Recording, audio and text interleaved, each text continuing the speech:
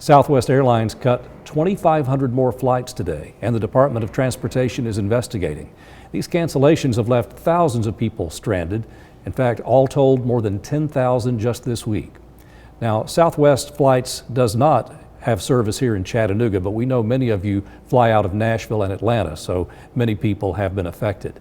Our Abigail Martin explains about your rights as a flyer. Abigail?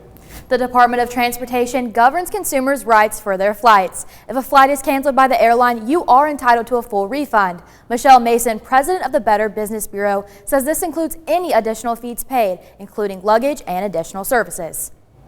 In a nutshell, it really is important to read the fine print, even when you're traveling and using your airline tickets. We know many of us travel quite a bit and we think we know what to expect, but when a stressful situation like this happens or your flight gets canceled or significantly delayed, suddenly you're kind of scrambling to figure out your options. We are in the midst of the holiday season, but some airlines have not recovered from the ripple effects of the Arctic blast. Michelle Mason, president of the Better Business Bureau, says consumers can set themselves up for success before booking their flights. Mason says it's important to prepare for adjustments by knowing your options before you are put in this situation. She says while you are entitled to a full refund by DOT when an airline cancels, different airlines have different processes with delays and other events. And it really does vary depending on the situation. Even the DOT says they're going to take things case by case. Mason says if you find yourself in the situation of a cancellation, you should contact the customer service desk at the airline. While waiting in line can cause more frustration, you can reach out on social media or call a customer service line to connect you to your airline before getting to the counter.